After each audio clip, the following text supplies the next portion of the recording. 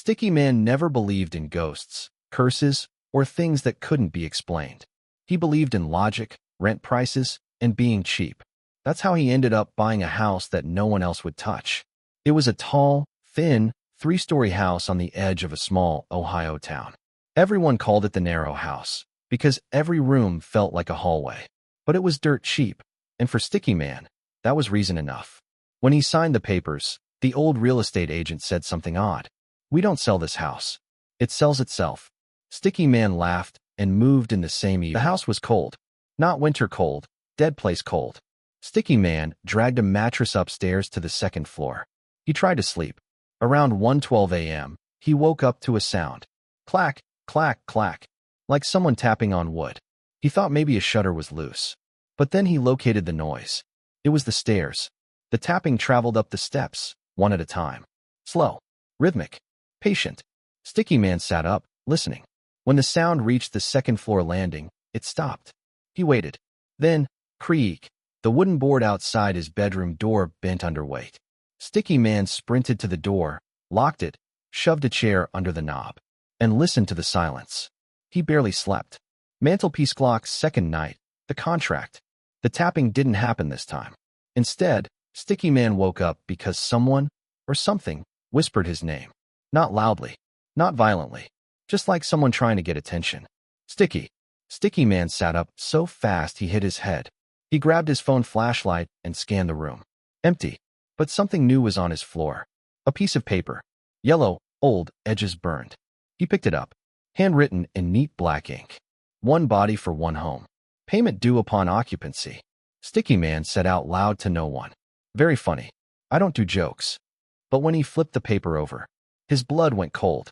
It had his full legal name. Spelled correctly. Written decades before he was born. He burned the paper in the bathroom sink. The flame turned green, and the paper vanished like dust. Sticky Man didn't sleep at all. Sticky Man had a plan. If something weird was happening, he'd prove it. He set up his phone to record audio overnight.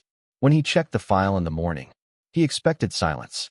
Instead, the recording was 7 hours long and filled with noise, dragging on wood, a door slamming shut, footsteps pacing, and then a voice whispering over and over.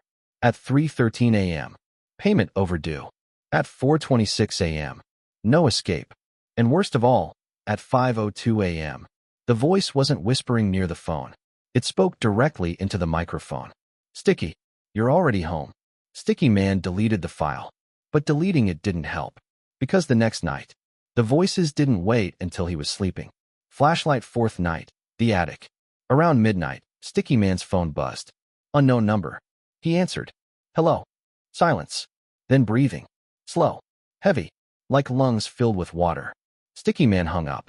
Immediately, someone knocked. From upstairs. 3 knocks. Not on his door. Not on a wall. From the attic. Sticky Man had never opened the attic door. He didn't want to. But the knocking grew louder. Bang. Bang. Bang. He grabbed a broom and climbed the narrow staircase to the attic landing. Hand shaking, he turned the handle. The attic door swung open by itself, like someone had been leaning on it. The room was pitch black and filled with dust. Sticky Man shone his phone flashlight inside, and his heart hammered so hard he couldn't breathe. In the middle of the attic floor sat a rocking chair. Rocking. Slowly. Forward, back, forward, back. But the chair wasn't empty. A stick-thin silhouette sat in it. Long arms hanging down. Head tilted at an unnatural angle. It didn't move. Sticky Man backed away. He reached the stairs. The figure stood up. Sticky Man bolted. The attic door slammed shut behind him so hard the walls shook. He slept in his car that night. In the morning, he went to city records. He learned 5 things. The house was built in 1891. Every owner died within 1 year of moving in. The legal title changed only after the death. No one ever listed it for sale. Somehow, the house always found a new owner. Sticky Man asked the clerk, "How is that possible?" The clerk didn't blink. The house chooses. One body for one home. Sticky Man went pale. He drove back, determined to pack his things and leave forever. New moon the final night, payment due. Sticky Man entered the house for the last time. Everything felt wrong. The air was heavy. The rooms darker than they should be. The walls seemed tighter. As he started packing, he froze. Someone was walking downstairs. Not toward him, but toward the front door. Sticky Man peeked around the corner. A long, thin figure, the one from the attic, walked into the foyer. It reached for the door handle. Sticky Man whispered, "Leave. Just leave." The figure stopped, turned, slowly, its head bent sideways, almost upside down, and in a gurgling whisper, "I am leaving. You're staying."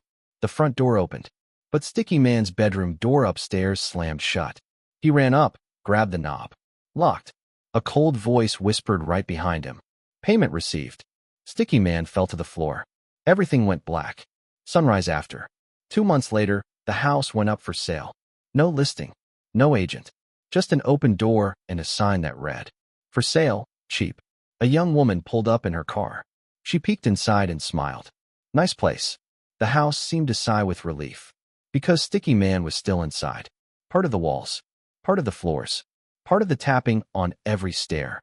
And when she signed the deed, somewhere deep in the narrow hallways, a voice whispered, "Welcome home, Yindi."